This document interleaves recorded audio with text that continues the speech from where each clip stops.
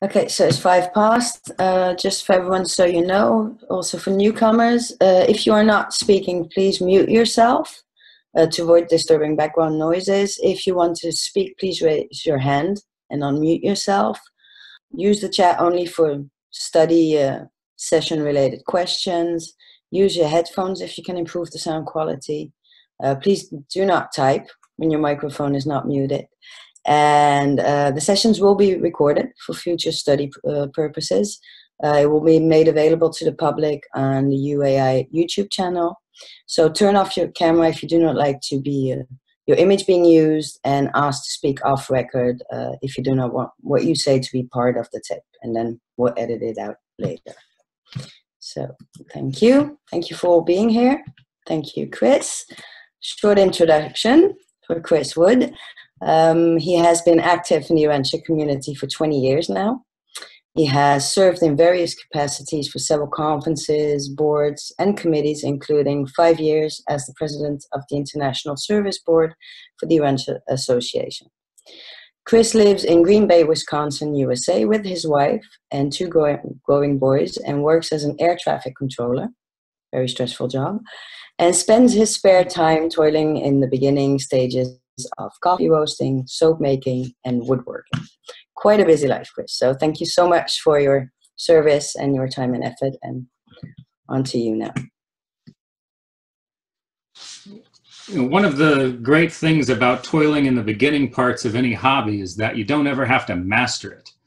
So I have been trying to learn how to shape a piece of wood into a useful tool for about 5 years now. I've almost made a spoon successfully. So thank you for inviting me to participate in these. I've absolutely loved that these sessions are available. I love that they're available in multiple languages. And in fact, they were available in languages like Spanish and Portuguese before English. So I'm glad that they were finally able to be expanded into the English language. I've decided to try to learn to use some new technology just today. So if something goes awry, it's because I'm trying something new. In the past, I've never been able to see everyone in the meeting, and so I tried expanding my screens, and I got a new one. So I think I can see everybody right now, and this is nice. This is something new. I don't think I'm ever going to be able to do it again because I stole our family's television to do this, but hopefully they won't notice. They're supposed to be going roller skating, so I'm hoping they just don't notice that the television's missing.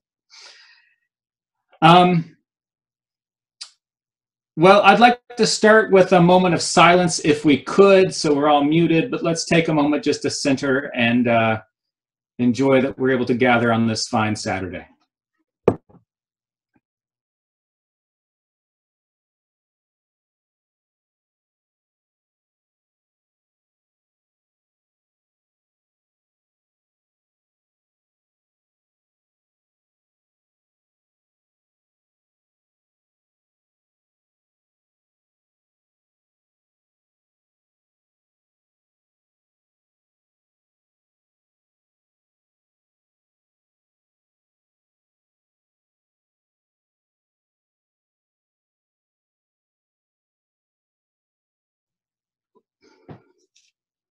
Well, thank you all for coming. This is a presentation that my wife and I originally developed together for a conference a few months ago over the summer. I've now combined it in so that it's one person giving the presentation. Normally in our speaking dynamic, I play the role of the merry jokester who occasionally makes a deeply wise statement. My wife plays the role of the very smart woman who occasionally makes a wicked joke. And so I've tried to combine these together so that it's consistent, but if jokes seem to fall awry, it's because I've had to take out maybe the paragraph that led into the joke, and so suddenly the joke just magically appears out of nowhere with no introduction. It's always good to explain why you're not funny to your audience. I'm going to try to share my screen off and on if I think there's something worth sharing. So for example, let's see if we can do this here.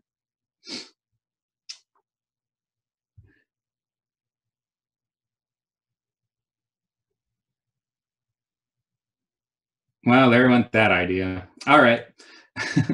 um, so, for example, if I have a quote from the Urantia book that I think is important to share, I will try to pull it up so that everyone can see it and read along. So, for the quote for this particular presentation that we're going off of is this quote on service, which is right there. Service, more service, increased service, difficult service, adventurous service, and at last, divine and perfect service is the goal of time and the destination of space. And this quote's always stood out to me because of that last part, the goal of time and the destination of space. Time exists, we think, so that we have some kind of sequential standard of cause and effect, right? So because we have time now, we can have one thing that then is followed by another and followed by another in a sequence, and thus we have an understanding of time. And yet, if we say that we can go backward in time and find the first cause, if we go forward in time to find the final effect, that final effect in our universe is service. It's what we do to one another and how we serve one another. Same thing with the destination of space. If space started in one small little corner before a big bang, and it's all now going somewhere, that place where we're headed to in space is service. And so we decided, Alice and I, to dive into this notion of service and to figure out what exactly the Urantia book means by service, because we all know that the Urantia book likes to take common words and use them in uncommon ways. And it led us down the path that we're going to go to together. So I always think it's good in these type of presentations to share a little bit about yourself in the beginning. That way we can learn to trust one another. And I know many of you there, and so we probably all do, but I thought I could share with you, if nothing else, my favorite quote from the Urantia book. Let's see here. So this way you'll learn to trust me a little bit more as my conclusions come. So my favorite quote from the Urantia book is, "The taste for human flesh grows." This comes from paper 89, section 5, and I tell you, I get a giggle out of this every time I read it. So now that you know that this is my favorite quote from the Urantia book, hopefully you'll learn to trust me a little bit more. Let's see here. Stop share, please. Research in education has shown that these types of presentations go in and out of our minds relatively quickly. Within a few hours, you will have forgotten almost everything I've said. Now, you'll remember more of it if you're taking notes. You'll remember even more still if you review those notes later. But really, what are the chances of that? So 90% of everything I'm about to say is going to fall out of your mind. My goal then isn't to necessarily give a good presentation or lead a good discussion. Rather, it's to try to shape what that 10% that you remember is. And so what I want to leave you with is not a sense of definitions or studies from the Urantia book, but rather a sense of life and how it relates to service, and that indeed all of our life is just service. I'm not going to pretend to know all of the roles and responsibilities and the jobs in the master universe, but for the sake of this presentation, I'm going to pretend to know the distinction between good acts and good intentions. Good acts are those things by which one person can lift and enlighten and guide another person on their journey up the hill towards spiritual understanding. Good intentions, however, reveal the motivations behind those acts. And it's good intentions that distinguish between duty, which is to say moral duty, and service. So what is this service that we're talking about? What is moral duty, and how do we distinguish these things? Well, let's start by talking about negative moral duty.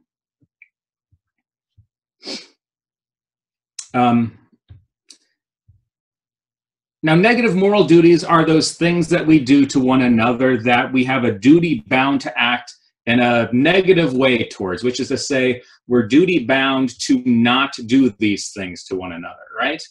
So we get to negative moral duties like don't steal, don't murder, don't lie, don't cheat, and whatnot. The basic foundations of any society. In the planetary prince age in Dalmatia, they set up laws and codes for them to follow, the Dalmatian codes of, and I'm paraphrasing here, but essentially it became don't disrespect God, don't disrespect the planetary prince, don't lie, don't kill, don't steal, don't covet, and don't disrespect the elders. Now these might seem very simple and very moral and very human by nature, but in reality, these are very animalistic goals. Researchers right now are finding that high apes follow these same rules that we have. These things that we think of as that distinguishes us from the animals, these moral duties, are in fact shared by the animals. And perhaps what are truly high human morals are the things like don't speed down the road and don't cheat on your income taxes. And these things that we can get away with, but we ought not to do and ought not try to get away with. Those are human morals. But these other ones are really just high animal morals. And it makes sense that this would be what the Dalmatians are focusing on, because we got to remember that this is 500,000 years ago. And so they're dealing with Homo erectus, these guys right here, who are really just the link between humans and animals. And so their sense of moral duty is very much coming from the animal nature and things to avoid doing to each other. Don't kill, don't steal, don't cheat, don't lie. And so these codes became to solidify the highest morality that they had at the time. And we know that these are important because, see if I can figure out how to stop sharing.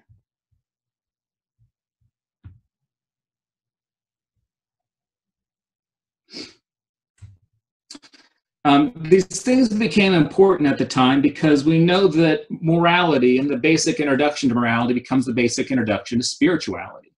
And so we know, nowadays we say that our thought adjusters arrive with our first moral decisions. We know that, the Urantia Book talks about moral duties being the introduction to spiritual adventures. And so these very introductory moralities that they focused on very much became a part of the first planetary age. And in fact, they basically lingered in many ways all the way to today, although Jesus came and talked about other moral duties. Today, we still have to learn these thou shalt nots, but instead of learning them, in a larger society way, we learn them as children, right? We try to teach these things to our children very early on. Don't steal. Don't hit your brother when you're angry. We're told that our seraphic guardians are working to place us in situations where we'll get to make a moral choice, and then they'll put us in that situation again and again and again until we make the right choice, and then they'll keep putting us in that situation until that choice no longer becomes a choice that we make. It just rather becomes part of who we are. It becomes our social conditioning. It becomes a moral habit as opposed to a moral choice. Parents act the same way with children with these thou shalt not type morals. So, for example, one of my kids was painfully shy when he was a small boy, but he was cute as a button. And so adults would always want to come up and talk to him, and he would turn away and try to avoid contact. And this adult would inevitably haunch down and get right up in his face and say hi. And at this moment, my dear, precious little boy would spit on them. And it has the desired effect. The grown-up would get up and get out of his face, right? So it worked, but we had to lay down some of these thou shalt not rules on him, right? I mean, you just can't spit on people. You just can't. So eventually, the adults would get down in his face, and instead of spitting on them, he would scream at them as loud as he can right in their face. And that it's like that part in the Urantia book where they talk about how in the before time, two tribes would go to war and the winning tribe would kill all of the people in the losing tribe. And then eventually, instead of doing that, they would merely enslave the women and the children. And we're not saying either of those things are good, but that's slight moral progress, right? Same thing with my kid. Screaming is slightly better than spitting. It's moral progress. And so we had to keep working with him, right? And so just not saying anything at all is a little bit better than screaming, and turning and walking away is a little bit better. And eventually just, introducing yourself and shaking hands is the best yet. These thou shalt not moral duties slowly progress in children. And eventually it becomes, these basic moral choices just become basic moral habits and become part of your basic social training, right? So whereas a child might be praised with credit for not tackling his brother when he's angry, adult children or adult siblings don't get that same moral credit for not tackling each other. In fact, we usually get shamed when me and my brothers tackle each other in public. These negative moral duties become part of our standard social conduct, right? So this might be a good time. If anyone has a question or a comment to insert, now would be a time to do it, because we're about to move on to positive moral duties. But if any of you have any ideas about negative moral duties that you'd like to share, now is a good time to raise your hand and speak up. Yes, Gaetan.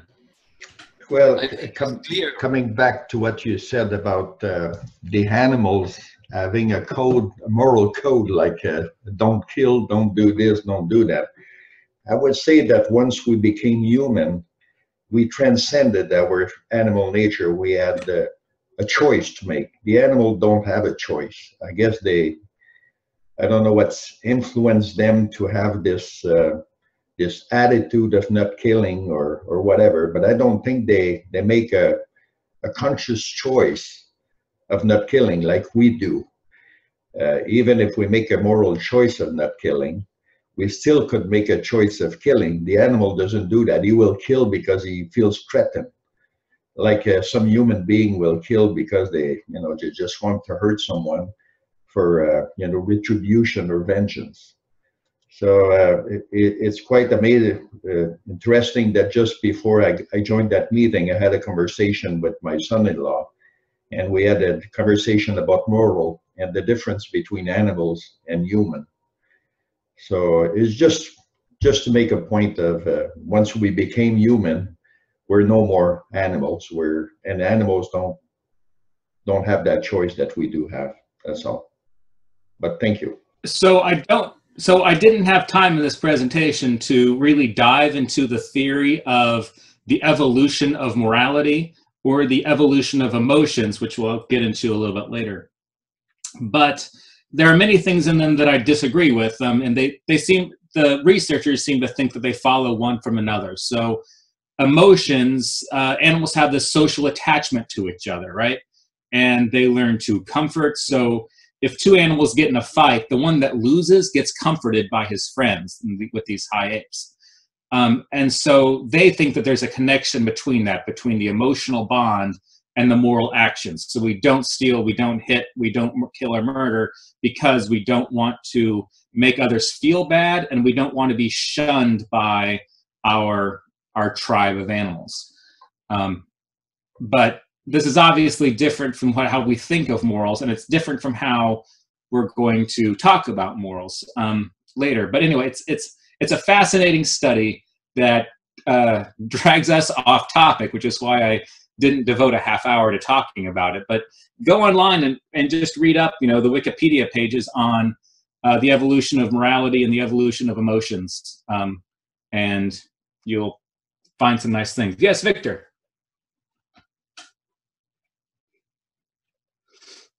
Sorry, it took me a second to unmute. Hello, everybody. It's a joy being here with you.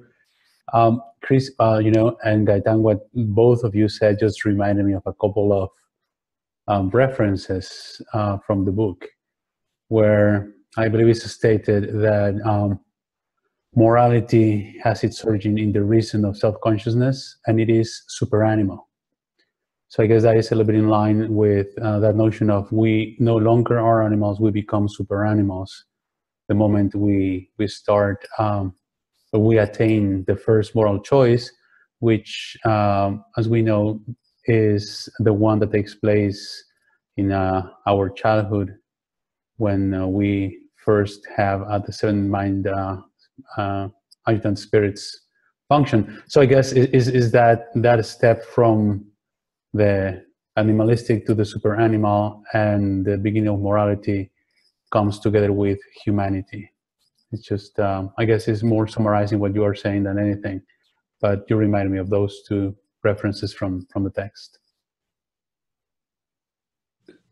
Is anyone else raising their hand? I've always had this fascination with the history of Urantia and how it differentiates from the evolution on a standard planet, right? And so one of the things they really seem to be hinting at is that we developed worship and wisdom way too early, much earlier than they're used to dealing with. That essentially we were these apes, these animals that suddenly had worship and wisdom, and they aren't used to that. They were used to another 500 or 1,000 or 1,000,000 years more of evolution before we would develop that, that type of wisdom. And so in many ways, in their dealings with the Urantia humans, they're really learning a lot about animals and how to interact. How do you take these very primitive animals that are suddenly, capable of attaining high spiritual status? So I love that term super animal. And in fact, we'll talk a little bit later about how the Urantia book uses the term super and how fascinated I am with that term, because they use it in such great ways. Super animal is one. My favorite one is super normal, the super normal person. But any other questions?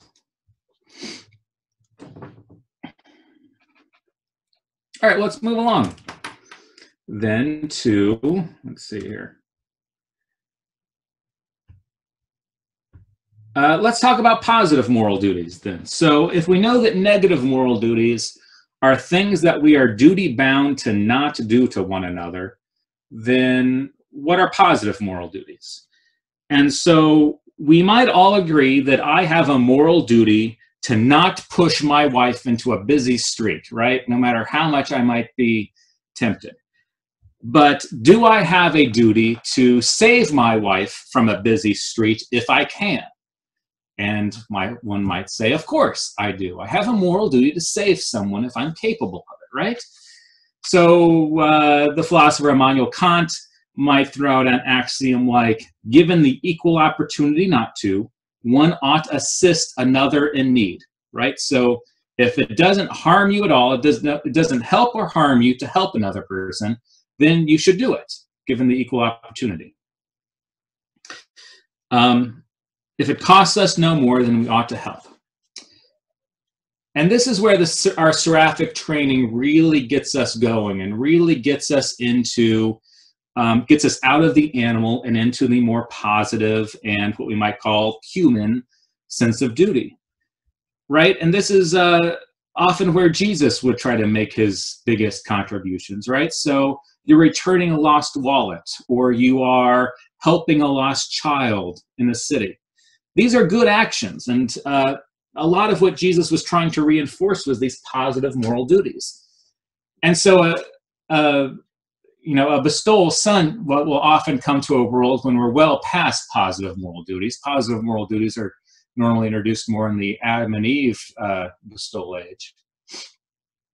But this is what Jesus was dealing with. He was dealing with a society and a religion that was still stuck on negative moral duties, on the 10 Commandments and the thou shalt nots. And so he really tried to emphasize positive moral duties and what we can do to one another. So, and with this, we've really kind of taken this next step in our social evolution, if you will, from animals to negative moral duties to positive moral duties, where we're helping one another if we can. And then we get to the sense of we're going to help one another even if it might harm us a little bit, right? So, I I won't be able to buy as big of house if I donate money to people in need, but I'm still going to donate the money to people in need, even though it's a minor sacrifice on my part, because the amount of happiness I get from having an even bigger house is dwarfed by the happiness that these people get from having, say, clean water or safe shelter. And so we start these utilitarian notions of duty, of how can we increase happiness throughout the world.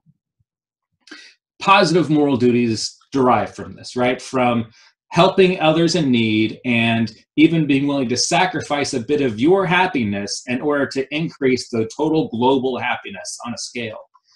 And this is really where humanity tops out in moral duty, I would say. But when we're talking about service, which is ultimately what we're here to talk about, these type of actions, these type of doing good things for other people isn't quite enough. Actions are one thing, but motivations behind the actions come into play when we're talking about service. Are we acting because it's benefiting us or because it's benefiting our friends in some way? And are we doing these things because of social expectations? So, for example, if you want to see it, I don't need to show that picture. Jeff Bezos, as many of you might know, is the founder of Amazon.com. He is currently the richest person on the planet Earth with, I guess, now over $100 bajillion. It's bajillion with a B. And he recently came under a lot of scrutiny because over his lifetime, he has given so little money to charity. So he started this public relations campaign, and he was crowdsourcing ideas of where he could give some money to and, you know, where it should go and whatnot. And, you know, as someone who spends more time than I want to fundraising for a non-for-profit organization, I don't care what the motivation is behind a large and no strings attached donation, right? And I don't want to discourage such donations. But I'm not sure in this particular case that Jeff Bezos gets a lot of service credit points for what he's doing. He is donating money because he was socially shamed and out of social pressure, not because of charitable motivations. So if the actions alone don't define what service is, then what the heck is service? I think it's a good time to start dragging in quotes from the Urantia book. So,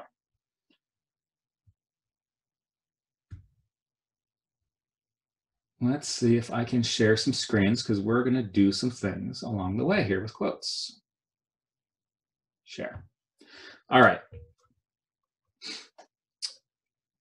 The Urantia book tells us from somewhere in the middle, true religion is a living love, a life of service. I like this definition. Another way of putting this is that service is love put into action. So great, this is great. Service is love put into action. So what then is love? And look, there are a lot of places in the Urantia book where they use words and it's a common word, but it's not quite the word that we're used to using, right? So let's see what my next picture is, see if it's an important quote. Right.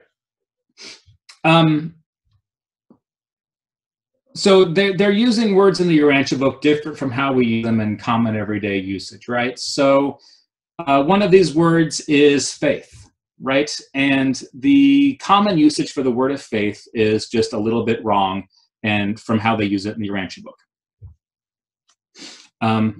We dismiss a lot of these differences as just being, you know, language has changed over the last 50 years and they're different from, but there are some places where we are right, I think, and the rest of the world is wrong. And we, the Urantia community, we ought to work with a purpose to change the common usage, right? So faith is being incorrectly used by philosophers who define faith as merely a very strong belief. A belief statement is a statement of philosophy, but faith is a tool of religion. And just as you can master algebra as you practice it, and your mastery of algebra will shrink if you don't practice it. So too, you can exercise your faith. And if you exercise your faith, it can grow. And if you don't exercise your faith, it'll stop. Love is another word that the world has wrong. So the Bible says that, and the Urantia Book says, that you shall love the Lord your God with all of your heart, with all of your soul, with all of your strength, with all of your mind. So just as faith is not just a strong belief, so too is love something more than just a strong liking of something. Love is not an emotional attraction either. We're told that God is love. Love is not an emotion. So, like I said before, we don't really have time to dive into the theory of emotions right now, but you should look it up on Wikipedia. But there are many very smart people out there in the world who think that emotions were evolved to help serve our animalistic fight or flight instincts. Joy and disgust help feed our decisions to act. Do I stay or do I go? So if you believe, like I do, that people are a combination of the animal and the divine, of the material and the spiritual, then there are divine motivations which serve as counterparts to our animalistic emotional motivations. There's my wife saying these things. There are divine motivations which serve as counterparts to our animalistic emotional motivations. So this is where the Urantia Book comes in with words like super, right? So the divine counterparts to common material things. So the super conscious and the super mind. It refers to the tree of life as being a super plant, of high-acting people as being super normal-minded. The roles of these, of our inquiring Urantians, such as we are in this group, is to try to decipher what the origins are of our motivations, right? So there was this work of art by the artist Matisse, and it was hung in the New York City Museum of Modern Art like this, upside down. And it stayed that way for a month and a half. 116,000 people saw this before someone noticed and rehung it correctly. It's the same way with our motivations. Are our motivations animal or are they divine? And do we know the difference or are we upside down? And just as faith can be strengthened with practice, so too can our ability to identify our motivations. If you can learn to decipher between your human and your divine motivations, and then you practice this and hone in on that source of divine motivations, then I think if you're looking for your thought adjuster, finding the source of your divine motivations might just be the right map to follow. So, God is love. God is, and love is a divine motivation toward action, right? A super emotion, a motivation to action. God is, so if God is love, love is a divine motivation to action, then service is love put into action. And so service is acting upon your divine motivations. And there we go. This is what separates moral duty from service. Service is an action upon your divine motivations as opposed to your animal or your human motivations. Duty is the highest form of human action, and service is a divine action.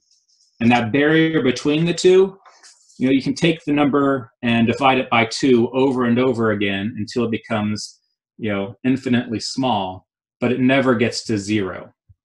That leap between nothing and something, that is a leap of faith.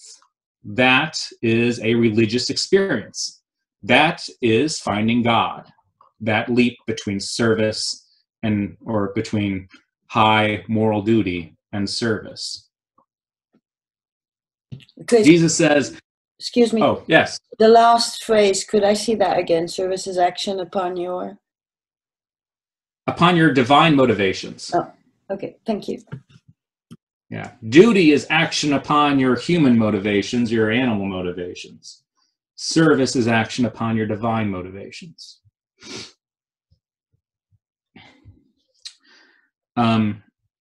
So now might be a good time to stop and ask if there's any questions or comments along the way as we have ventured from high moral duty and positive moral actions into the beginning levels of service. Personally, I am agree with all of that. Excellent. All right.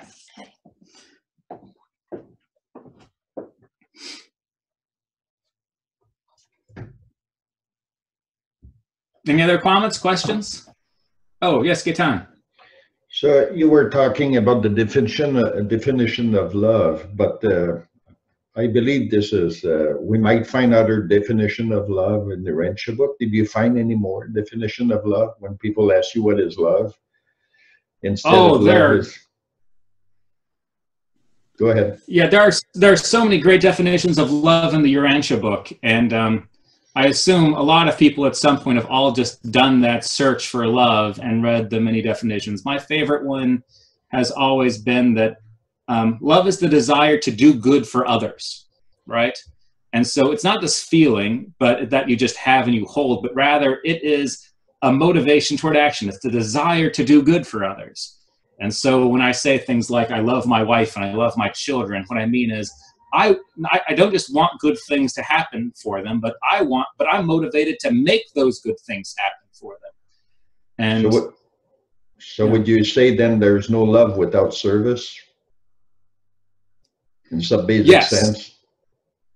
Because again, how I'm defining love is as a divine origin, right? It's a super emotion as opposed to just a strong liking of something. Mm-hmm. So my kids say that, you know, they love their favorite television show, or they love their, you know, they love their bicycles. But in reality, they just have a very strong liking for their bicycles, right? They have a very strong liking for macaroni and cheese. But when we use love as the Urantia book defines it, and how I believe that we ought to define it, and how we ought to change society so that everyone uses it our way, then it gets different. So I guess we would have to invent a new word to express different meaning that we call love. Like the attraction we have for someone, you know, someone we say we love that person. We might love that person more than physically. Does that would mean that when we love that person, we would always be serving that person in some ways, be attentive to her needs? I don't know if you get the gist of what I'm saying. Well, yeah, I've often wondered if our co-option of the word love for these other things is just a way to sweet talk women. So we say that we love them when in reality what we do is we desire them. But if you tell a woman you desire her, chances are she's going to slowly walk away from you. So you say you love her, and suddenly they stay. But I could be wrong about these things. Right. Why I'm asking you is that you know, I'm still thinking a lot about the nature of love. You know, like I guess a lot of people are, and I'm trying to define in my mind the true natures of love. You know, to make a difference in my mind of how we interpret love, how I feel love, how I express that love. Does it have a truly divine origin, or is it just my animal nature that is trying to express a need, you know, like a liking? So it's not always easy to do this this soul searching of how we do think about love and how we do express. And sometimes I think the bastardization of the word love is what confuses us.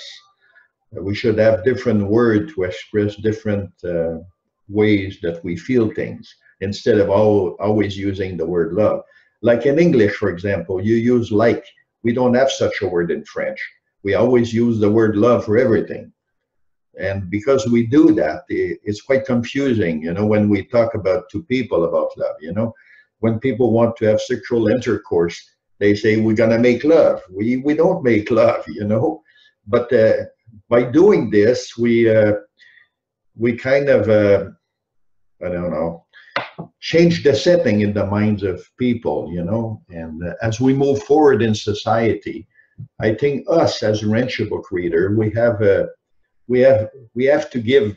There's a great service we can give to the to our own social era, is that to try to change those perception of what is love. So would we have to reinvent a word? We have to invent a word to express those different meanings. You ever thought about that? About the, how would you call, you know, this if it's not love?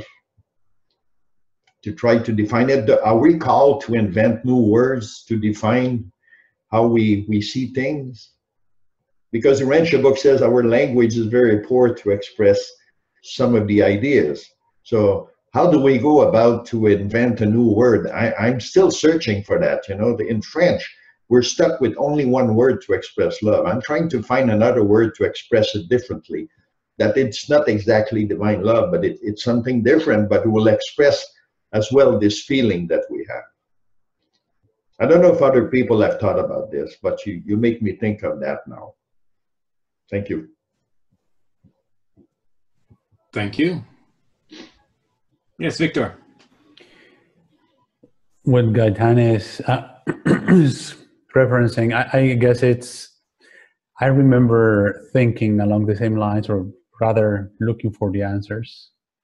And I think also happens in the context of translation work, for instance. I don't know how it works in French. I do know that in the Spanish, we have a word which is querer that is different from amar, right? We use them in different ways. Compared to English, we would never say I love a thing or a sport. We would use a different word. That said, I believe that what you're saying, Gaetan, is happening and will continue to happen. In the future, we will have words to define more precisely things as they evolve naturally in language and in culture. But what I do remember for now is that in the Urantia book, they talk about human love, God's love, and true love.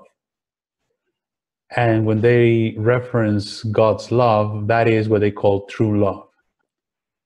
And there is a quote that has to do with love being part of that inner life and coming from divine sources, which I want to read briefly to you. It's just 2 lines. It says, "Love is the outworking of the divine and inner urge of life.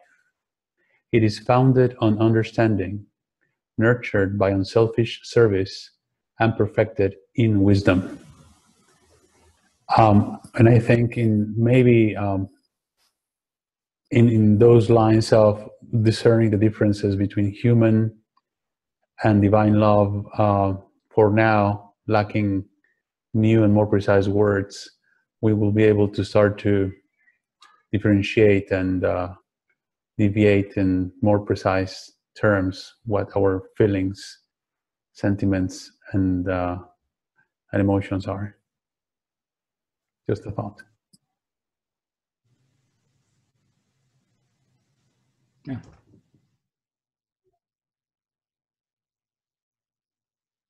More comments? All right, well, the next couple minutes is actually kind of on the same subject, so maybe it's a good jumping in point again to the presentation. So we're talking about love and the definition of love. Love is a divine motivation to action. Jesus said, "I give you this new commandment, that you will love one another even as I have loved you." Jesus said that you will act upon your divine motivations toward one another just as he has. The Urantia book says that, let's see here, if you would share the master's joy, you must share his love, which again, we mean if you would share the master's joy, you must share his divine motivations. And to share his love means that you have shared his service. Such an experience of love does not deliver you from the difficulties of this world. It does not create a new world, but it most certainly does make the old world new. And so the last couple of weeks, we've had these presentations from Jeff Waddles, our friend from Ohio, and he's dedicated himself to this project of revealing a new philosophy of living, which is something he gets from this quote from near the beginning of the Urantia book, that the religious challenge of this age is to those far-seeing and forward-looking men and women of spiritual insight who will dare to construct a new and appealing philosophy of living out of the enlarged and exquisitely integrated modern concepts of cosmic truth, universal beauty, and divine goodness. I've always been a little bit confused about this because it was never clear to me what the old philosophy of living was, and then how I could compare a new philosophy of living to this old one. But now that we've done this presentation and we've really dived into service, it's suddenly become clear to me that the old philosophy of living is the living of one of duty, of animal and human motivations toward one another. The new philosophy of living is one of service, is of divine motivations. It's of sharing of Jesus's love, which again, as it says here, if you're going to share his love, you must share his service. Love and service are cannot be separated. If you're to share his love, you must share his service. The Urantia book gives us this sense of epochal generations. And at least initially, these are defined by, a dispensational age that you've been born into, right? So, be it the planetary prince age or your bestowal age or a magisterial age or whatever.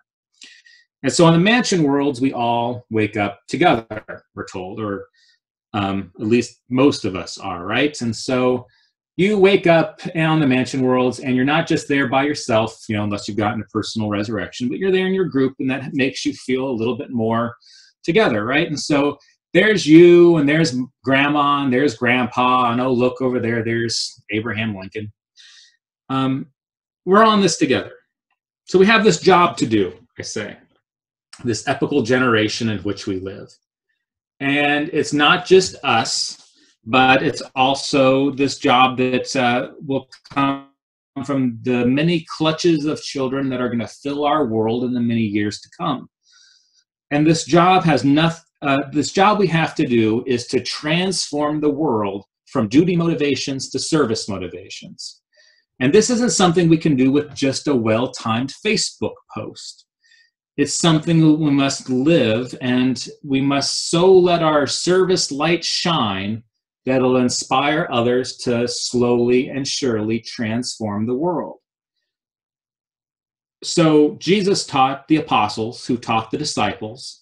And he taught the masses, and the masses went home and taught their brothers and their sisters and their neighbors and their families and their children. And then they taught their children, who taught their children and taught their children. And thus the message of Jesus spread across the world in a dozen or so centuries. This divine game of telephone is often referred to as the revelation of God to his children. And many of us think with this new revelation that now that the internet exists, and the telephones and this ability for mass communication, that we can spread the teachings of the Urantia book vastly, and everyone will be reading and following Urantia book teachings within 20 years if we just get our act together.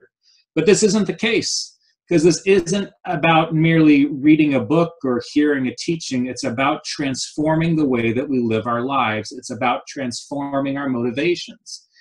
And this isn't something that is spread through internet chatter. It's something that's spread through living it yourself and inspiring others that they live it the same way. And this person-to-person inspiration of changing your motivations and living this new philosophy of living will eventually, over the next several centuries, transform the world into a new one. But it's not something that'll happen in the next couple of, years. So it really helps us think about what our role is then within our lifetime. Our goals within our lifetime is to transform the entire world. It's to transform the small area of influence in which we live, to try to change the way we live that might inspire our spouses, our brothers, our sisters, our neighbors, our friends to also adopt this new sense of revelation. There's a common complaint we have among Urantia Book students that our children don't seem to have the same passion for the Urantia Book as we do. But it's not about necessarily, do they have a passion for the Urantia Book? Do they have a passion for service? Do they live this new philosophy? And if so, then the book is extra information. It might be useful or it might not. But it's not the goal of our religious teachings to our children. Our goal is to get them to be service-motivated people, not to necessarily read the books that we like to read and to use the words that we like to use when we talk about God. So how do we do this? I've said it before, I'll say it again, that if you're looking for ideas on how to inspire these things in your children or answers on raising families, then you really are asking the wrong person. You should ask grandparents. Grandparents have their acts together.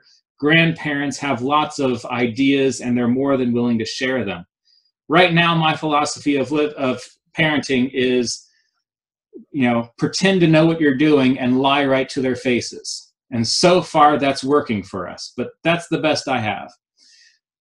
So ask people who have been at the end of the road, who've gone to the end of their parenting cycles, and if children have grown up and moved out, and then ask them what it is that they did, and they can look back and share some wisdom. Asking current parents, we're drowning in the sea of parenting right now, and we're hoping to make it to shore.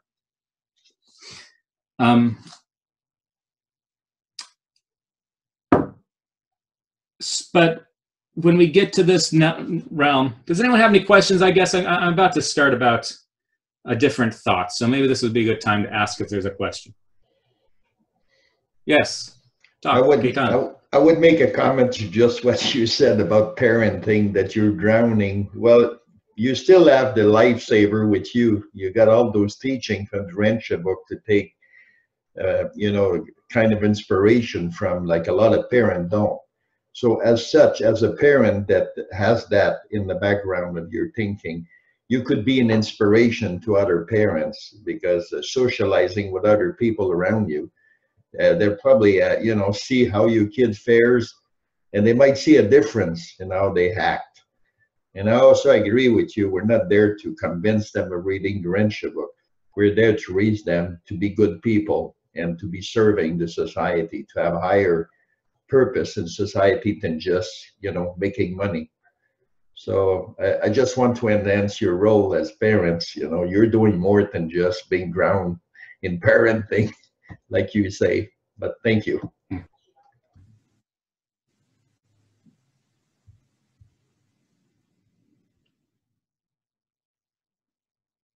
Let's see. All right.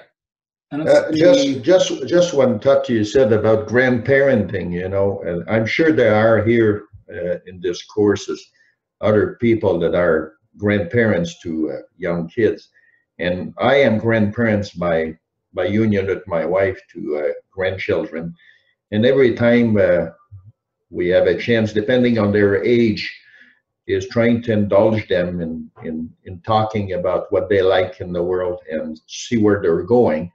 And trying to influence them positively in their thinking. We do have grandchildren, two girls and two boys, but the two girls, their mother is an atheist. She doesn't want to believe, even to talk about God. But lately I was talking with their father, and he told me that, because my wife doesn't believe in God doesn't mean that you cannot talk to them about those higher value. We leave you, to do whatever you want to do with that.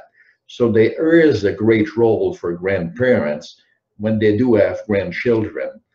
And it's a big responsibility, and it's also a privilege that God gave us, that we can be such an influence. And I'm not trying to push the Urantia book on them, far from that.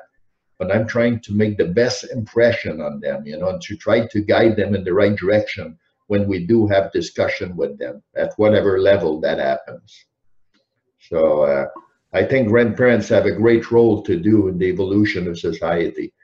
If they do, you know, not try to like I would say, drill them into some thinking, you know, like I can't find the word in English, but anyway, thank you. Thank you.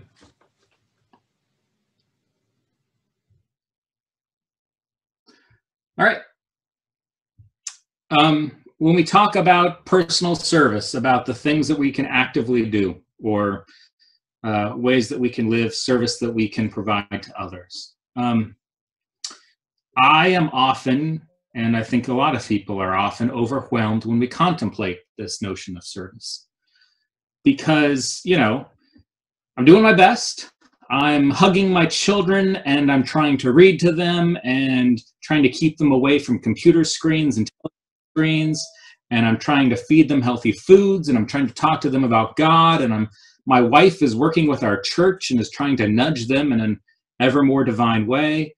And we're befriending local business owners and neighbors and teachers, and we're trying to live as an example and to live what the Urantia book says, which is that, you know, we should proclaim a message of good news, which is infectious in its transforming power. But then, you know, we're living our lives, and I hear these news reports about these heroes who go to Haiti and they bust these human traffickers, and these bad guys have set up fake orphanages in order to snatch children, right? And these heroes rescue the kids and find them good homes across the world. And I'm thinking, what am I doing with my life? It's like that dream you have where you're walking down the beach with Jesus and you look behind you and you see your set of footprints, and then Jesus tells you that some people are leaving footprints on the moon, and what have you ever done? So I know that the Urantia book tells me that I'm supposed to live loyally as a tadpole or whatever, but the fact remains that there are 900 million people in the world without access to clean water, and I don't feel like I can tell them that I can't help them today because I'm a tadpole, you know? So when overwhelmed with the availability of service opportunities and the reality of the life that I'm both choosing to live and that I'm capable of living,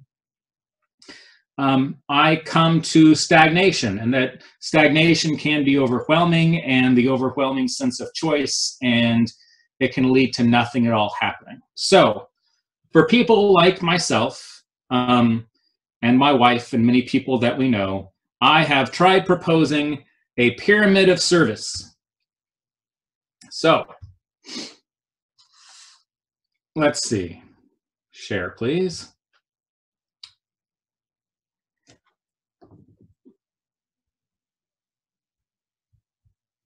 Right, so here's the self, that's my wife, and here's service and more service and increased service and difficult service and adventurous service, and eventually divine and perfect service that will happen out there in the universe. But for us right now, we will talk about these in ways that can happen.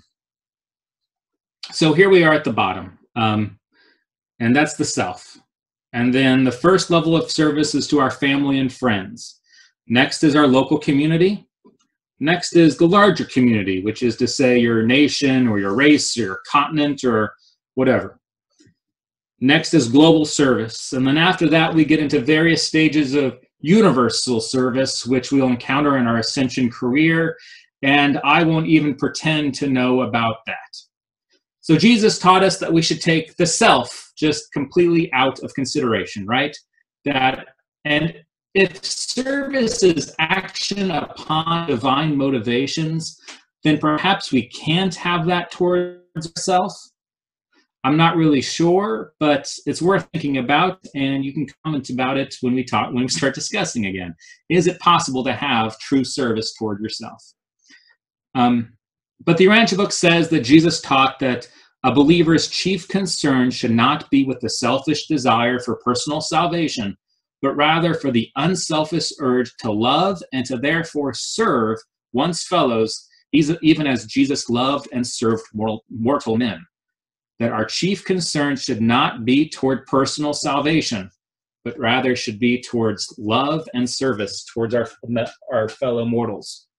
Well, what's the number of that quotes, Chris? I was looking for that not long ago.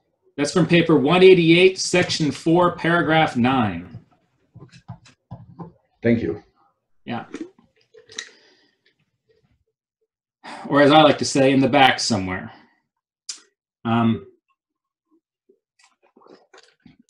So, our introductory levels to divine service is family and friends. This is our kindergarten. This is where we can practice. And we're not perfect, right? There are many days where I'm trying to truly be a service to my kids and my family, but there's just as many days where I'm doing my best to try to keep them fed and clothed and hosed off.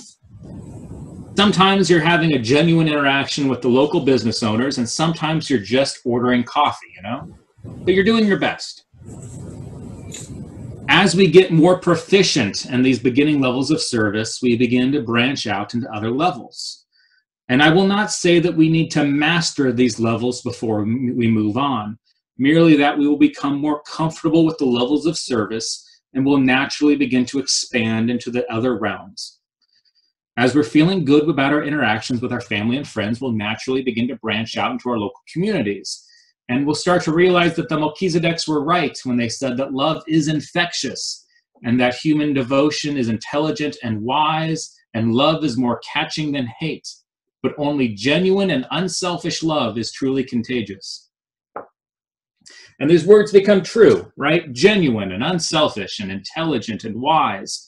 And we'll try to master these as we begin to interact in our service to our local community. And then a project will catch our eye. And look, we know there are hundreds, if not thousands, of good projects out there, but one of them will catch your eye. And it'll bring you out of your community and into your larger community or your nation or whatever. And you'll gather more and more projects, and you'll gather more and more responsibilities, and suddenly you're acting on a global scale, in theory.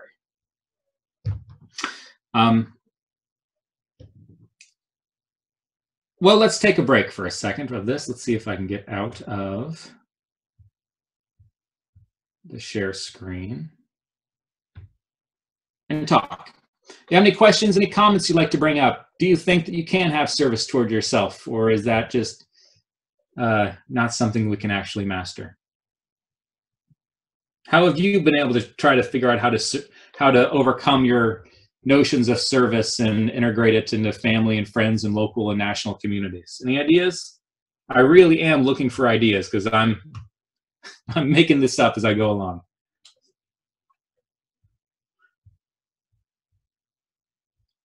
Yes, Gaetan. Well, I don't want to be the only one speaking here. I'm pretty sure other people have ideas also. But as you talk about service, this is one area that I was struggling with many, many years ago.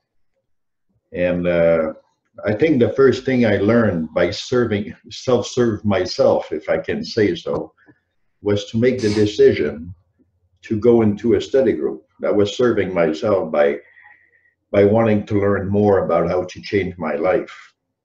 And so I was serving myself first. And once I could fix myself from the life I was having, then I could devote my life to other service. And I think service to what you say, family, I guess we do that naturally. Well, anyway, I was doing it naturally. You know, I was trying to help my brothers or helping my parents get along. Not get along between themselves, get along financially. They were not having, that much money. And then other service came about. And then to be involved in global service, you need first to be serving your family and then serving the community around you. You cannot just go out and want to serve the greater community.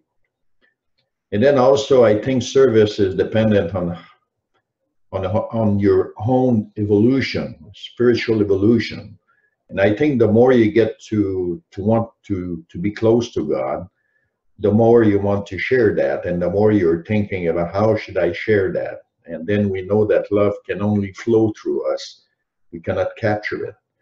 And then I start to be involved with other people in Urantia Book community, and not as the organization, but as supporting an individual that was doing a lot more than I was, serving a lot more than I was, and he became an example for me. And I think as such, we are serving others when we became an example. And he was truly an example to me by doing good to others. He was really, really in total service to others.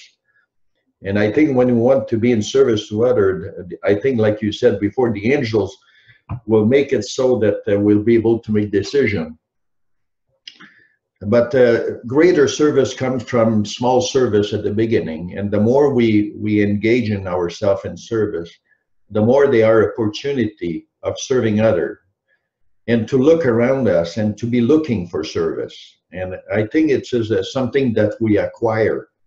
We definitely want to do that. You know, it's not something that happens, you know, out of the blues. We need to consciously to make a decision that we want to serve, in which capacity, in whatever capacity we can. And I found out that the more we serve, the more we are asked to serve, and the more opportunity we get to serve. It becomes so huge that at one time we have a problem with, are we saying yes? So we have to choose where we can serve, so we're not, forgetting our own family, our own health. So we need the balance in service. And I think to do that, we need to have good spiritual practice in place, like meditation, prayer, worship, physical exercise, and be intellectually active also, and be socially active. And I found out that by trying to do all these things to get it in balance, I'm able to do greater service to whatever level I'm able to do so.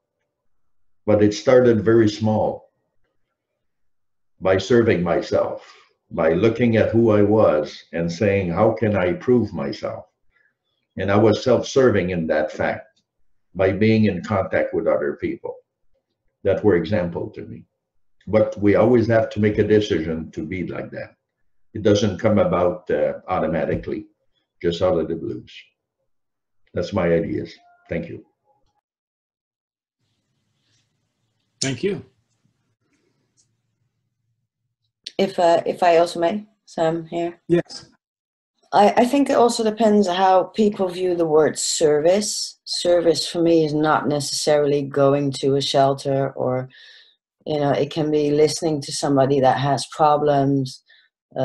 If you have good advice to give it. It can be many levels of just being there for people, listening, even socially. I mean, having a friend that's a bit depressed and saying, hey, let's go out, have a drink, let's go out to dinner.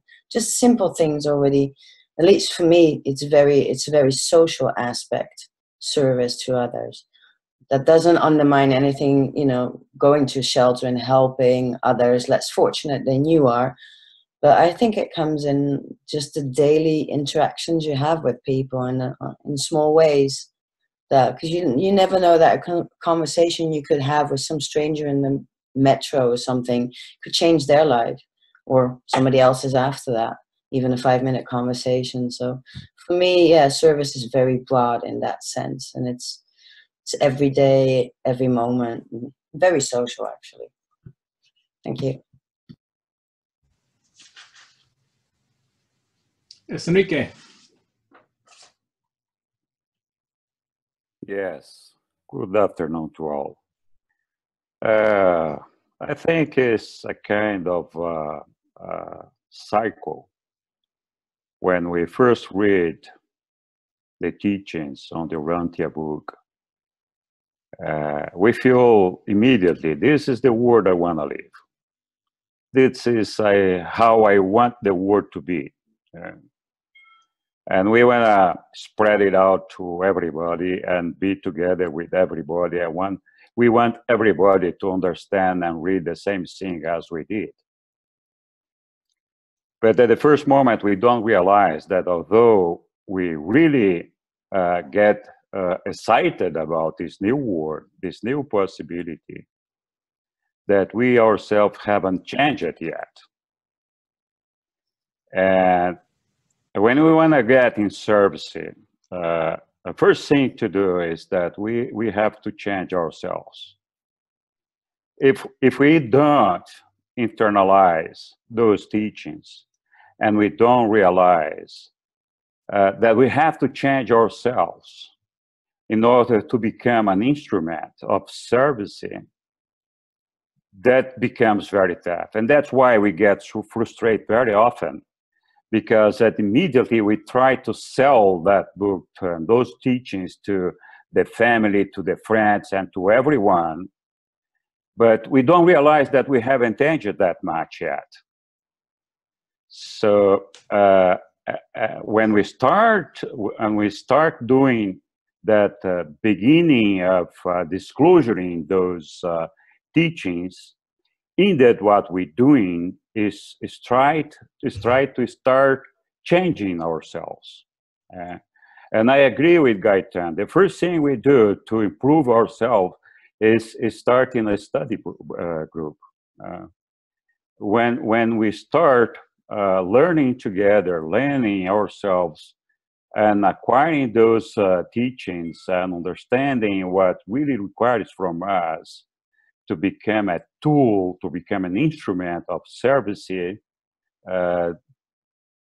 the community, then it's when we start rationalizing and thinking, okay, I have to think a little bit better and how I'm gonna be that instrument and how I'm gonna serve my family, my friends, and my community. Then that first enthusiasm you have got when you first read the book,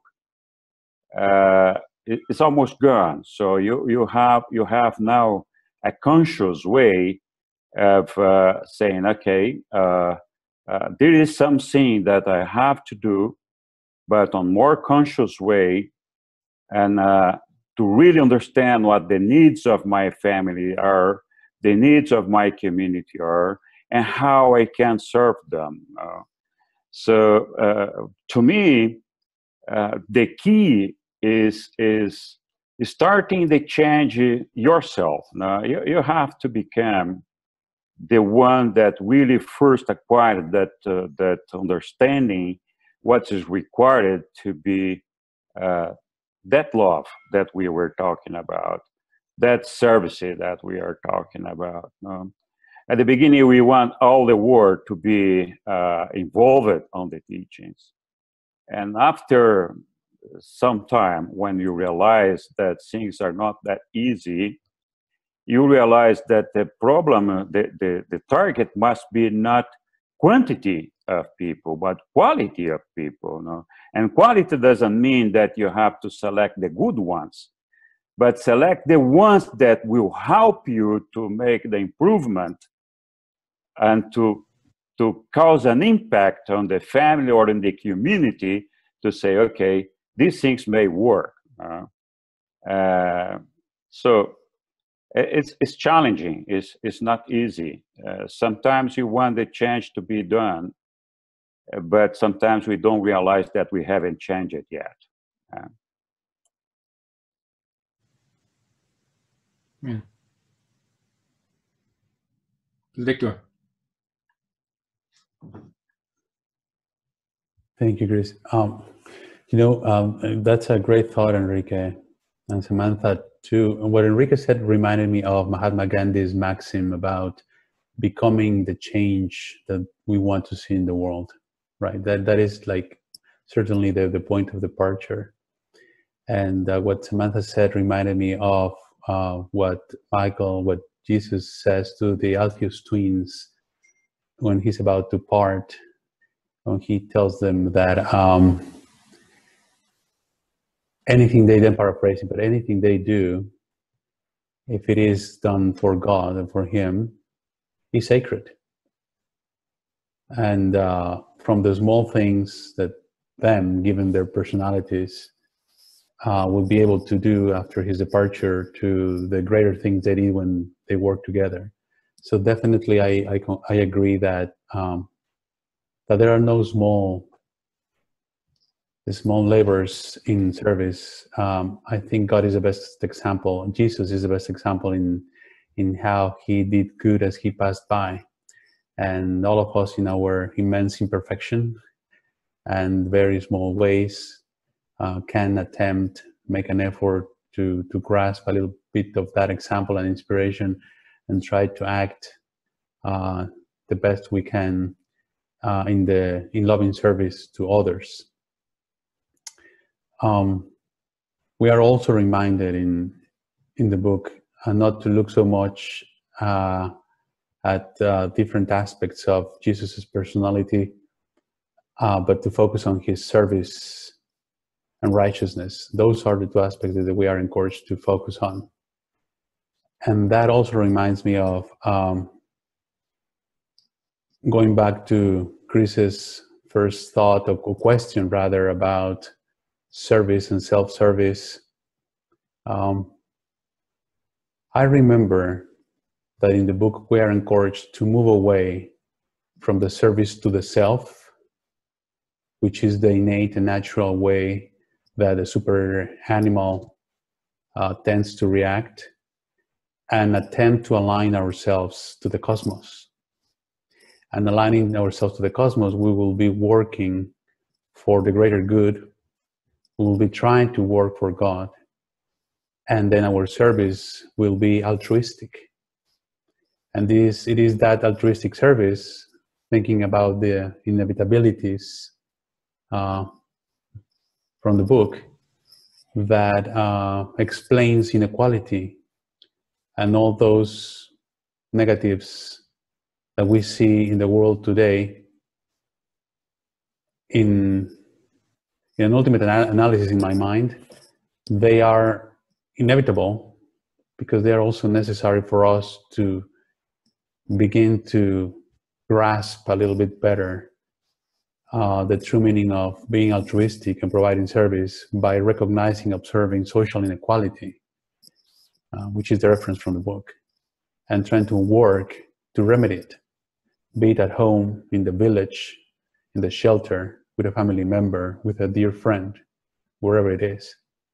I think that social inequality can be countered by social service, by trying to align ourselves to the cosmos and trying to work from the inner life in worship and prayer and in sharing their religious life with like-minded human beings, and then running out to try to live our daily lives with that energy, that inspiration, that motivation, that example, that reflection, and that increased group wisdom, and just try to do our best. It's always going to be small. In my case, I know I always fall short, but it is in these questions like the one you posed, Chris, and the answers that you offer and these dynamics in these groups that I find that sort of inspiration and motivation to carry on in those small ways. Thank you. Thank you.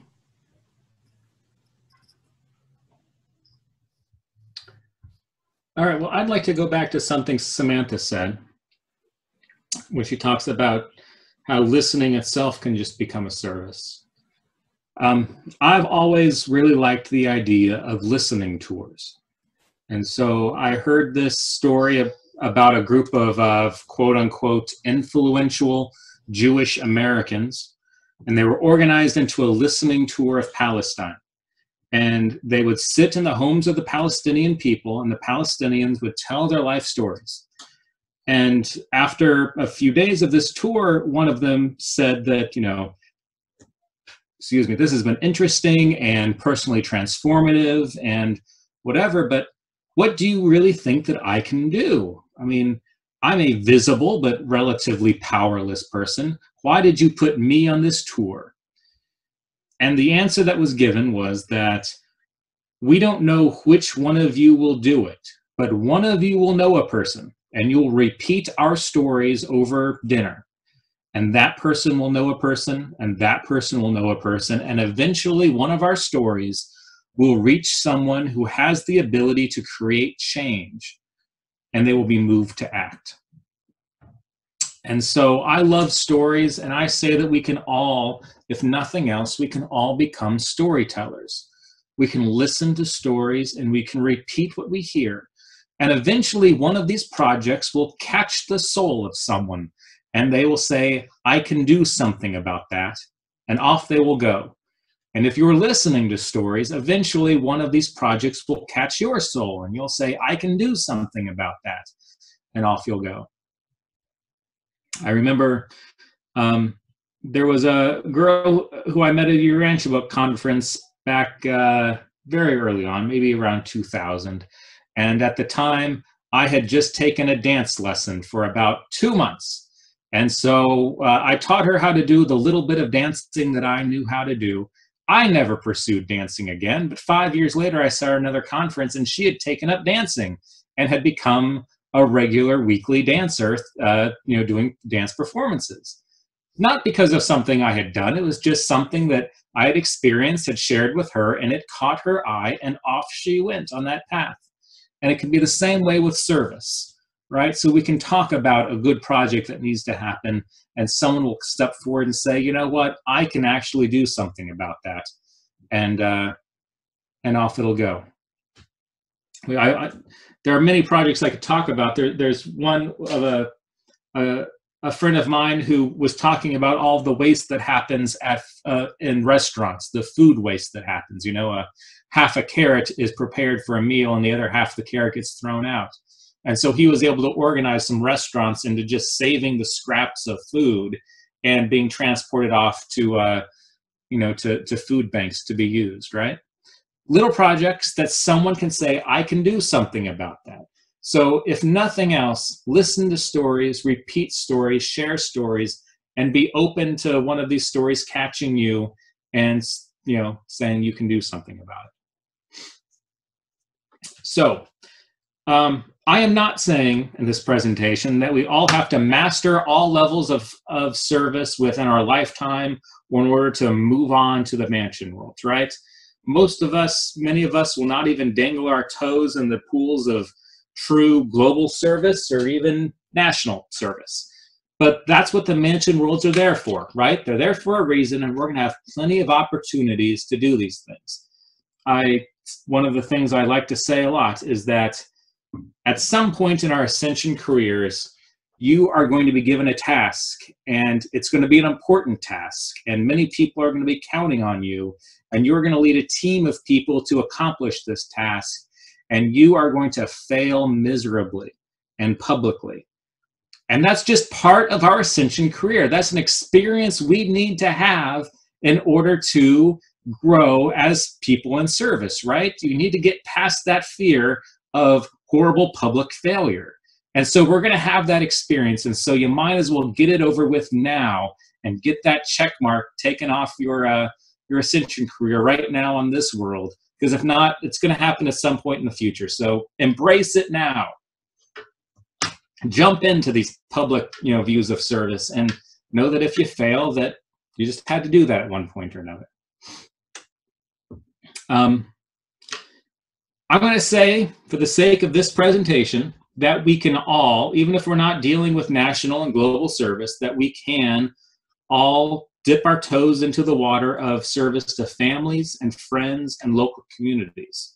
We can all do this, and I would say that we all ought to do this, except that ought statements are statements of philosophy and moral duty, and we're trying to get from high moral duty to service, and so we don't quite have the words in place. So maybe we just attach super to it, right? And we say that we all super ought to go and do these things. We ought to act upon our divine motivations to service.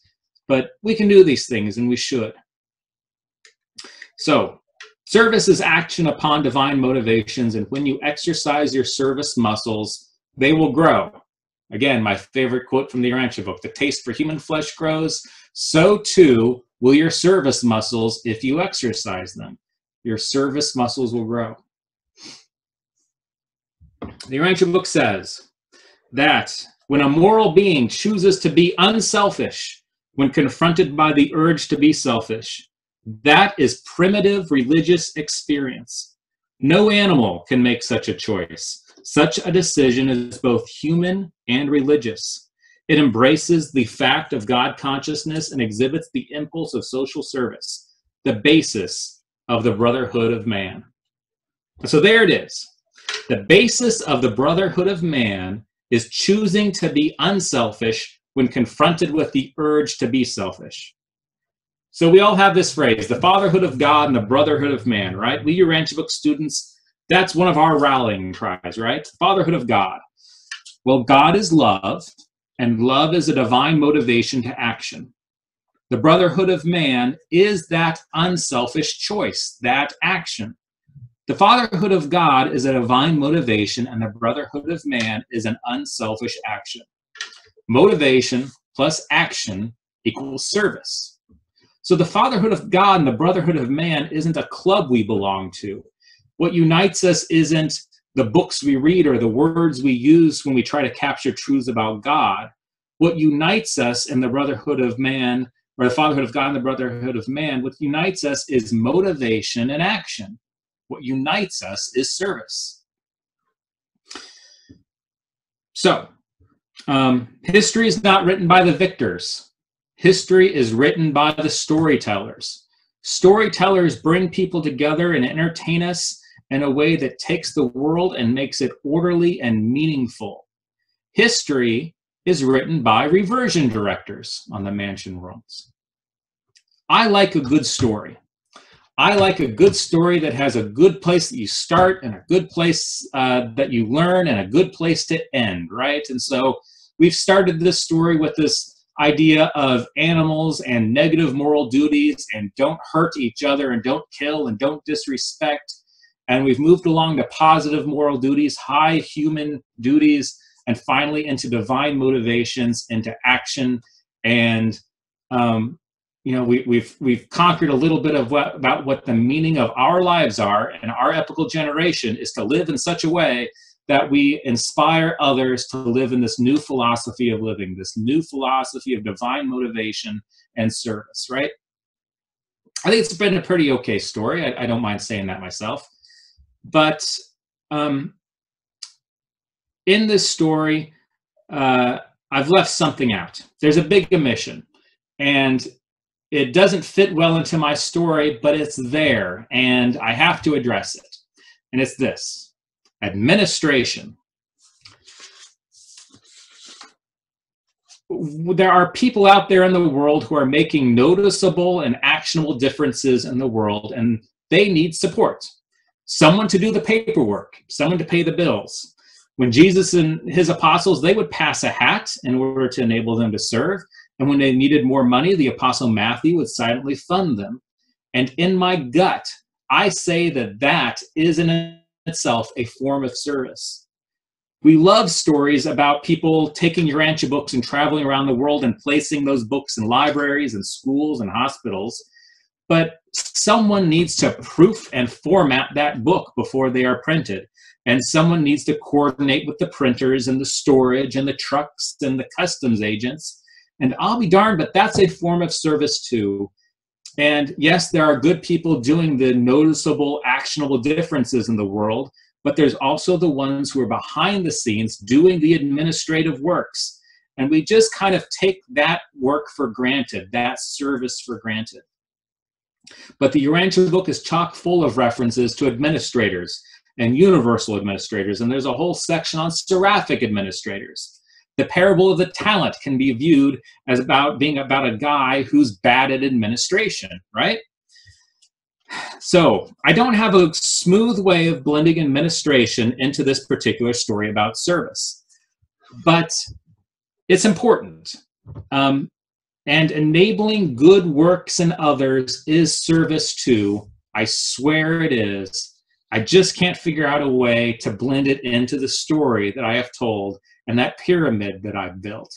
But administrative work is service too. And the Urantia book backs this up, and I don't have a good way of blending it into this story, but it's something you should talk about and think about. How can we blend administration and raise the importance of administration up to the levels of the good people who are literally rescuing children in Haiti and, you know, sending them off to good families? Do you have any ideas?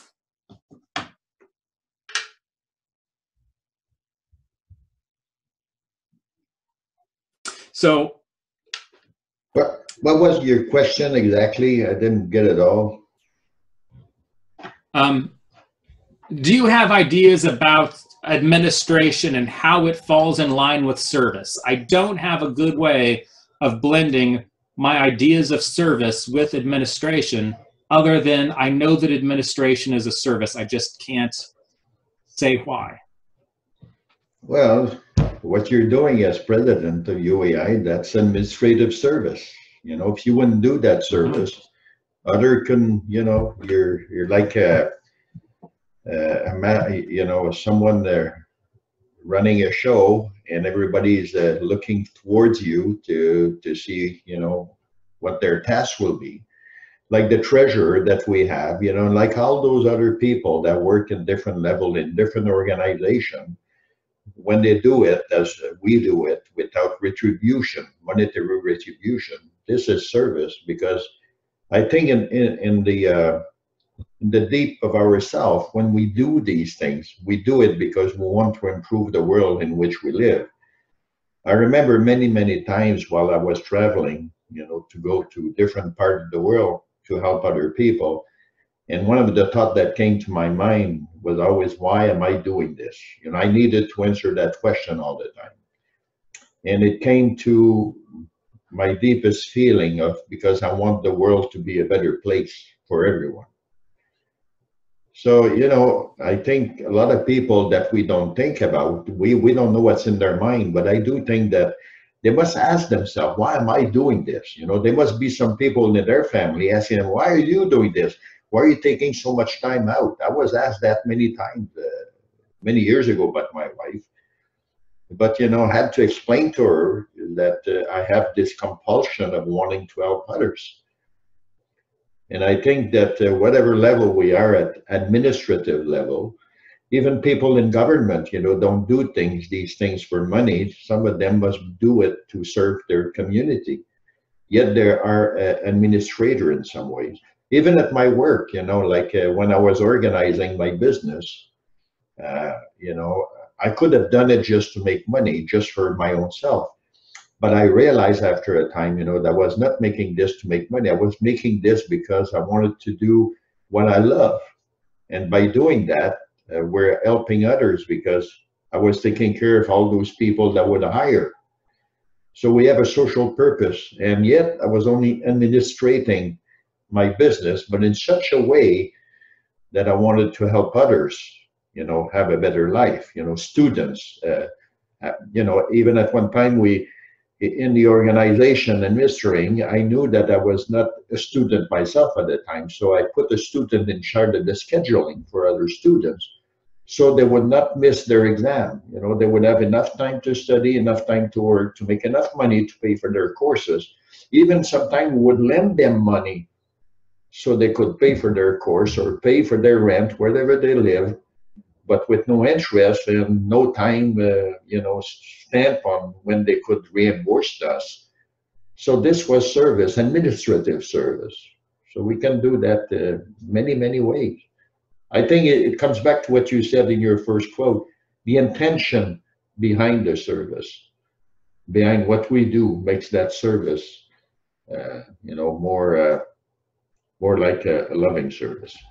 That's my thought. Yes, Enrique. Yeah, thanks.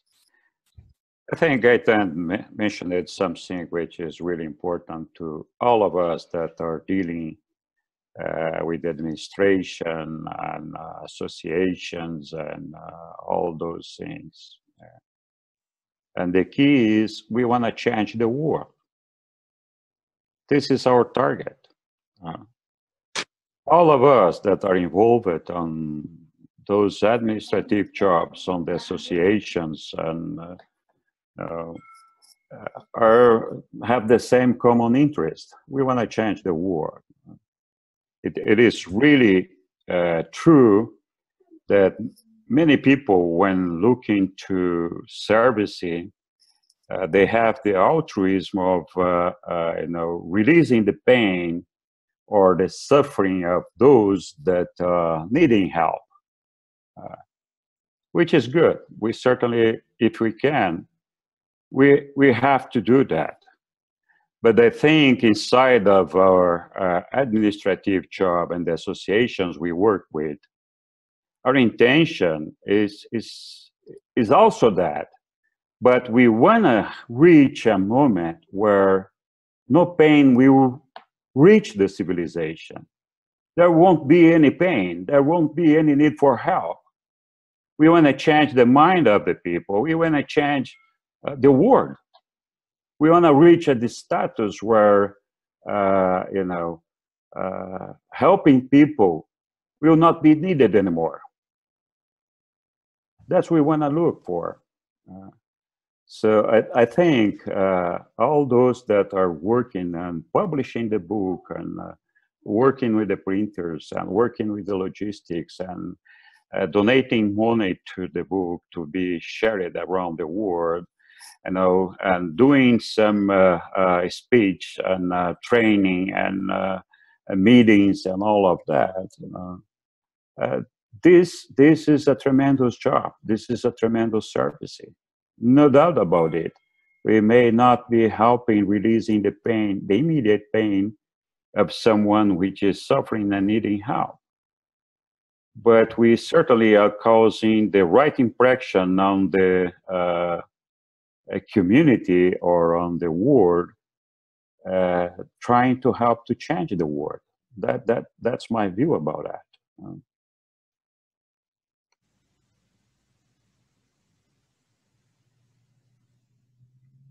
Thank you. Any other thoughts? Yes, Bio.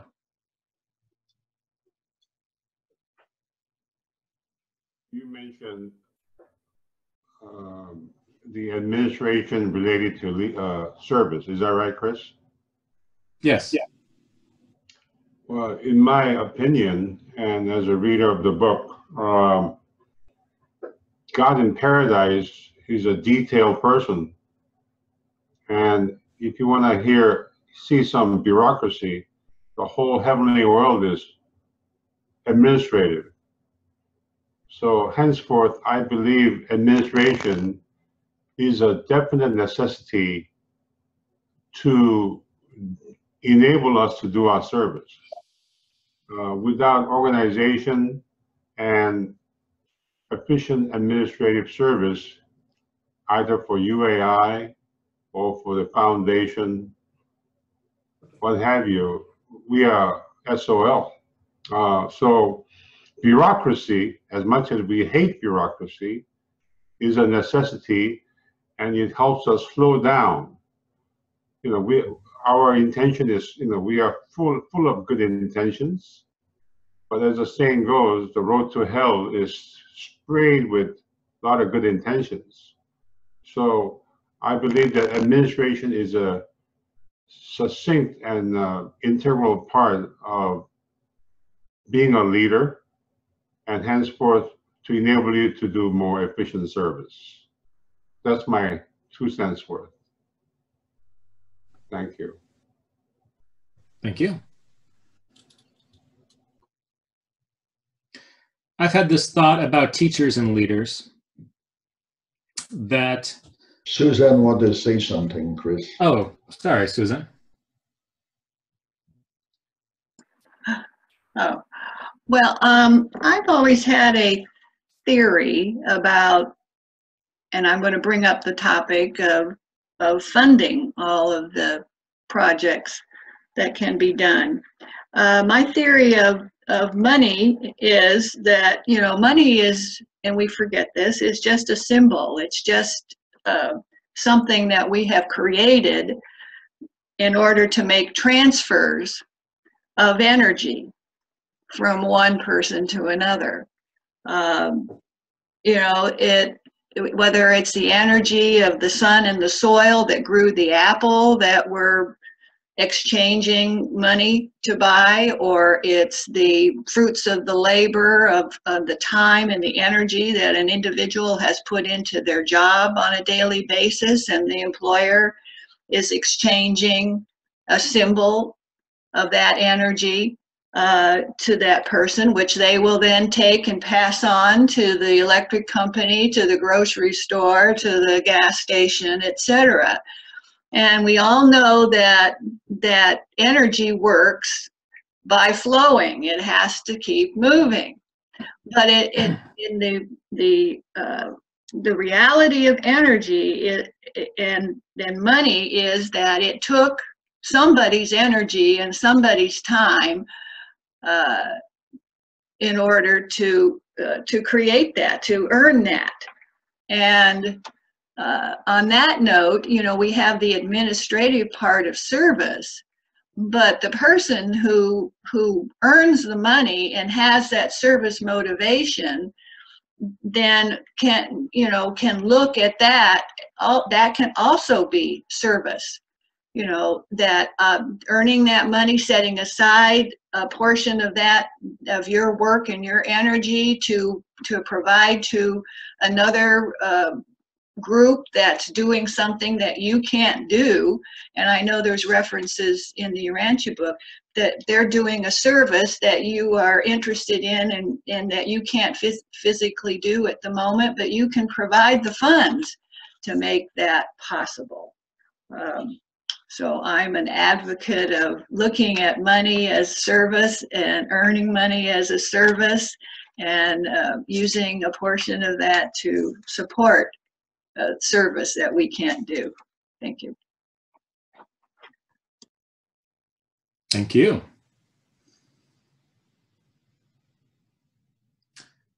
So I've had this thought about teachers and leaders that we might be able to define teachers as those who are making the noticeable, actionable differences in the world. And the leaders are the ones who are coordinating, the coordinators who enable those teachers. And so we could think of God the Father then as a leader. He is enabling service in others, right? He set up this entire universe to enable others to serve. So he is the ultimate leader. And we have all of these layers of divine administration set up, which enable service in others. And so we can go out and we can train people and we can make great differences in the world. And that's us acting as teachers, as those who are going out and making the difference in the world. And then we can also sit back and enable others to do these things. And that is our branch of leadership. And so when we talk about training teachers and training leaders, this is what we mean. We want to train people who can go out and make actionable differences. We also want to train people who can enable the teachers. I could be wrong about that. That has occurred to me as we're talking, so.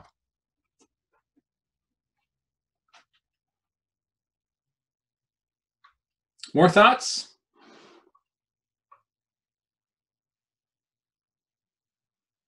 So we're in. Yeah, I would just emphasize what Susan just said about money. Many years ago, while being part of a company that was called Amway, the president, Rich DeVos, said the same thing about money.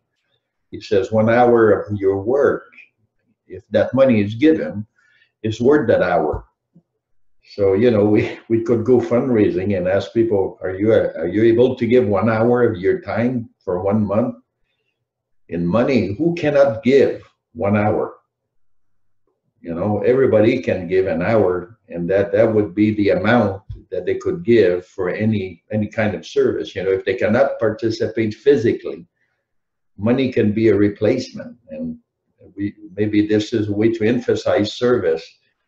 Sometimes because we are an organization that's devoted to spiritual uplifting of the planet, a lot of people see money as a no-no, you know, that has no value within our organization. But how can an organization work without money? You know, we live in the material world, and we need to do that mind shifting in people, you know, help them change their mind, reference and to know that money can be of great service to this world. You know, money was invented to be of service to the world, and I guess if we thought about money, it must come from somebody higher up, and God must be behind all of this, or else money would never exist. Thank you.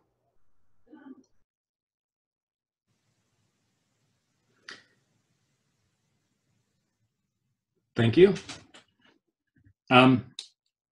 Yes, Pia. Well, you're on my favorite subject, money. We all, you know, we are all at the age where we work several decades and we know the value of money. The young generation, I noticed that their value for money is a little bit different from our generations, where happiness is the priority for them. So there are a lot of job hoppings versus us, you know, who worked, you know, with one organization for over a decade plus. But having said, on the subject of money, money, administration, leadership, whatnot. Money is an integral part of running an organization. I agree with Jatan and Susan. You brought up the energy, you know, the cash flow is necessary, but you just cannot throw money to solve the problem. You need an administrator. So we all need money, plus the people who are willing to put in time and resources to utilize the money to run the administration. So, so I would say that we're in the front line, and we need money to supply us the resources to spread this book and to, you know, to create study groups and whatnot. All this Zoom and all of you gentlemen all over the globe here are of the same thought. So fundraising is a definite must. A clean, efficient, and legal administration is a must. And leaders such as Jatan and Chris and all of us who are willing to step up to run this is a must. And in that regards, I do pray and hope that I can be I can be a contributor to either the funding or to administer people such as you. So bless you for doing this, and Ginny Vasquez and, you know, Samantha, you know, doing this, stepping up and organizing this type of a leadership workshop is kudos from me. Thank you. Thank you, Pio.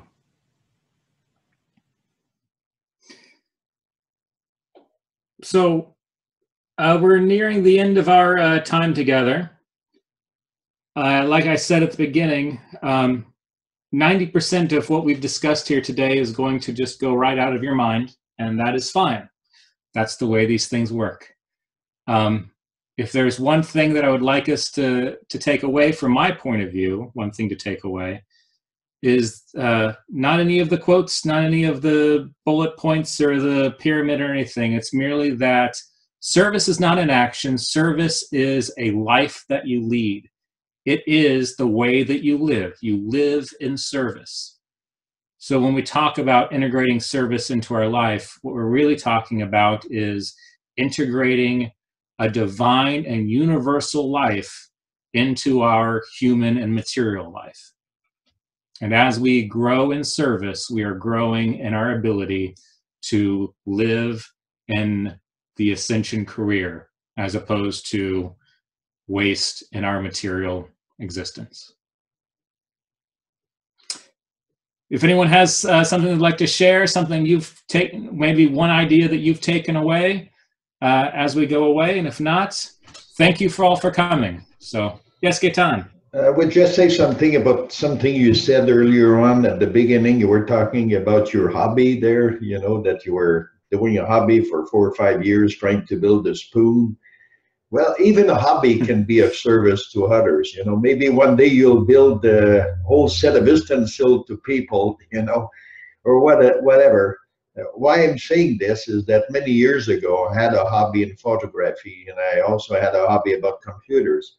And those two hobbies give me the opportunity of helping other people in that same area, you know, and there are many people calling me around, my family, friends, when they have problem with their computer. So, you know, hobby became a kind of a service to others. So what do you know, about you're making soaps, you know, you're making wood chipping or whatever you call it. These service, whatever we do, they can be of help to others. You can show your kids, you know, you can show, I don't know, but I'm pretty sure your hobby can become service to others. So who knows how God works within our mind. Thank you. Great presentation, Chris. Thank you. A lot of the hobbies I've taken up, honestly, is to show my children that I do something besides sit behind a computer, which I do way too much. But you know, so that when they're doing their little kindergarten, filling out their kindergarten forms about their parents, and they say, "My father's name is Chris Wood. His favorite thing to do," I hope they don't say lay on the couch or play on the computer. I'm hoping they'll say something like work in the garage.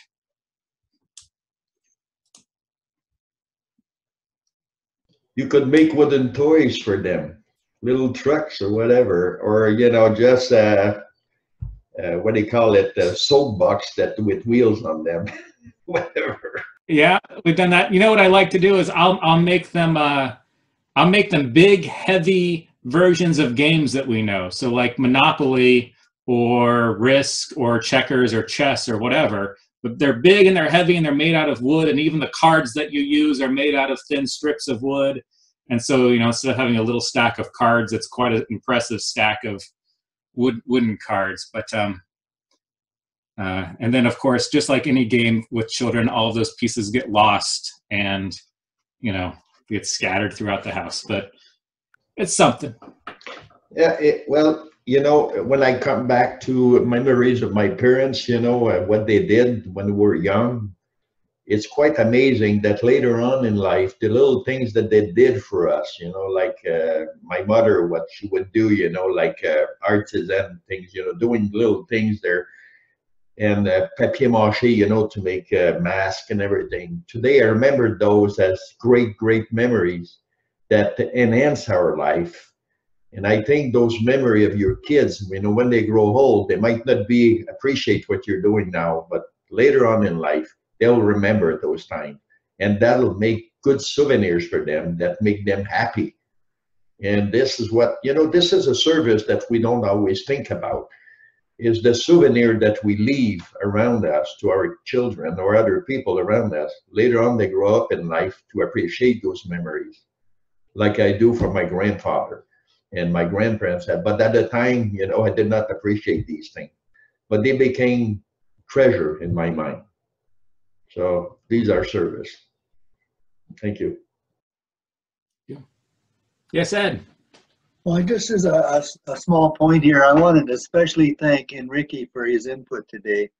It was really very, very good.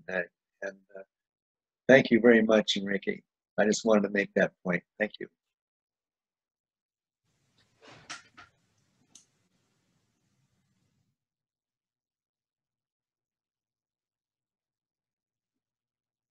All right, well, I'd like to send my...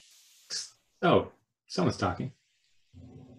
I just was wondering, what's the temperature in Brazil now? Well, it depends where you are in Brazil. Here in Curitiba, we have about 26, 27 degrees now, but maybe on the south a little bit cooler. I don't know. Flavio can tell us. But in Rio, I see it is about 29, 30 today. So depending where you are at, it can be cooler or warmer. But it's nice today. It's a nice day in Curitiba. Thank you. I was asking it because I've been having rain for 2 weeks and was kind of missing the tropics. Well, there are certainly some people in Brazil that are really desperate to have some rain. I have no doubt about that. Anyway, we are never happy with what we have, no? And Enrique, I saw that you talk a little bit about study groups. You might have interest in study groups. We don't have many groups in Brazil. I have one at home that is conducted by me and my wife. But in Brazil, officially, we have very, very little number of study groups, about 10, if so. I mean, presential groups. And then we have some virtual ones, but not too many as well. So okay. We're trying to improve that. I'm happy to see that today, besides me, we have 3 more participants from Brazil, José Geraldo, Lilian, and Flavio. Good to see them here. Those guys are the guys helping us on the association in Brazil. So although Brazil is very big and too many people, we have 205 million people. We don't have so many readers of the Urantia book in Brazil. My guess is that today we have about 3,500, if so. So it's a very little amount of people, of readers of the Urantia book in Brazil. Compare it to some other Latin America countries like Colombia, for instance. Oh God, those guys in Colombia, they drive me crazy. They are so big in the Urantia book. It's really inspiring, isn't it? It is. So I would ask any one of you that have study groups in Brazil or Peru or elsewhere in the world, if you want to share your email with me in the chat there, I would send to you some document that could help you, improve your study group. And maybe we can share ideas. I'm about to roll out a program to try to help people set up their own study group. But to do so, they need to be in touch with people that have study group at this time, and they know about the technology we're using now, Zoom. So I would like to share some ideas with you, and maybe you could be part of my committee on study groups where we could expand. I would like to. I have already sent my email to you on the chat. So if I will copy that. Thank you. Okay. Thank you. Thank you. Thank you for everybody. It was a pleasure to participate. And thank you, special thanks to Chris. I hope that you come back to Porto Alegre. And we are very happy with our participants here in Brazil, because we have a little group, but a persistent group. Here in the south of Brazil, especially in my city, in Canela, we have 7-8 people that join every month, sometimes twice a month, where we study, we change ideas, and then we work to develop ourselves and to make something to spread the Urantia book. Okay, thank you. Thank you. Thank you, Chris. That was a great presentation.